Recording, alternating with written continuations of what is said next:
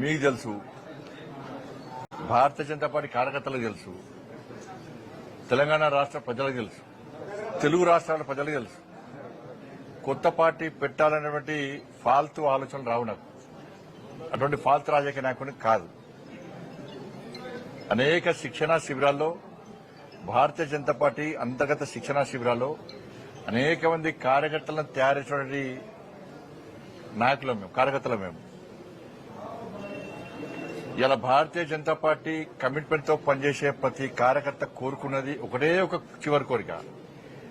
ఉరిశిక్ష వేసే ముందు కోరికలు అడుగుతారట, చివరి కోరిక ఏం అడుగుతారట, వాళ్ళు ఏం చెప్తారు చూడదు. కానీ కమిట్మెంట్ తో పనిచేసే భారతీయ జనతా పార్టీ కార్యకర్తను పిలిచి మీరు అడిగితే, కమిట్మెంట్ తో పనిచేసే భారతీయ జనతా పార్టీ కార్యకర్తను మీరు పిలిచి అడిగితే చెప్పే టక్ పని అయిపోయింది ఒకటే, నేను చచ్చిపోయినాక నా మీద భారతీయ జనతా పార్టీ కండ కప్పాలని, జెండా కప్పాలని అంటారు. దీనికి కమిట్మెంట్ అంటారు. అటువంటి కమిట్మెంట్ గల కార్యకర్త మీద ఇప్పుడు నన్ను అడిగించు ఎవరు రాస్తా ఉంటారు, ఎవరో రాస్తా ఉంటారు, ఏదో చేస్తా ఉంటారు. కాబట్టి దాని మీద పట్టించుకోవాల్సిన అవసరం లేదు, పట్టించుకోవడం కూడా. ఇటీవల పరిణామాల్లో మిమ్మల్ని మంత్రివర్గం బర్తరఫ్ చేస్తారని స్పెక్యులేషన్స్ ప్రచారం. కరెక్టే. కేసీఆర్ చేత 17 మంది ఎంపీలు ఉన్నారు. కేసీఆర్ దయాదక్షిణ మోడీ ప్రభుత్వం నడుస్తుంది పాపం. కాబట్టి కేసీఆర్ సమాజం దానిలో కూర్చొని ఫామ్ హౌస్ లో కూర్చొని బండి సంజయ్ బర్తరఫ్ చేస్తారు అంటే నీకు ఒకే ఎంపీ లేడు, బర్తరఫ్ చేయాలంటావు. ఎందుకంటే నీ గడిల పాలన బద్దలు కొట్టింది మేమే, నీ అవినీతి సామ్రాజ్యాన్ని కూకటి వేళ్లతో పెకిలించింది మేమే,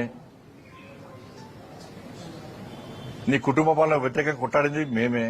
ఉంటుంది, నీకు సహజంగా ఉంటుంది. నీ 17 మంది ఎంపీలు ఉన్నారు కదా, అందుకే రెచ్చిపోతున్నావు నువ్వు.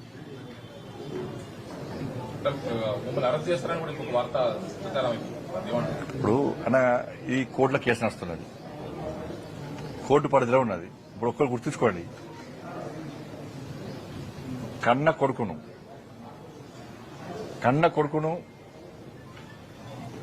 ఓ తండ్రి పోలీసులకు స్వయంగా అప్పగించినటువంటి సందర్భం ఏదైనా ఉందా? వాళ్ళ కన్న కొడుకును నేను తీసుకుపోయి విచారణకు సహకరించాలని చెప్పి నాకు సమాచారం వచ్చిన వెంటనే నా కొడుకును అప్పచెప్పిన. అరెస్ట్ చేయాలంటాడు. ఇలా కేసీఆర్ కొడుకు ఫేక్ మీడియా ఫ్యాక్టరీ నడుపుతున్నాడు. ఏం జరుగుతుంది, ఏం జరగాలి, ఏం జరిపించాలనేది ఆ కుట్రలన్నీ ఆయన చేస్తున్నాడు. కాబట్టి ఆయన నడితే సమాధానం చెప్తాడు.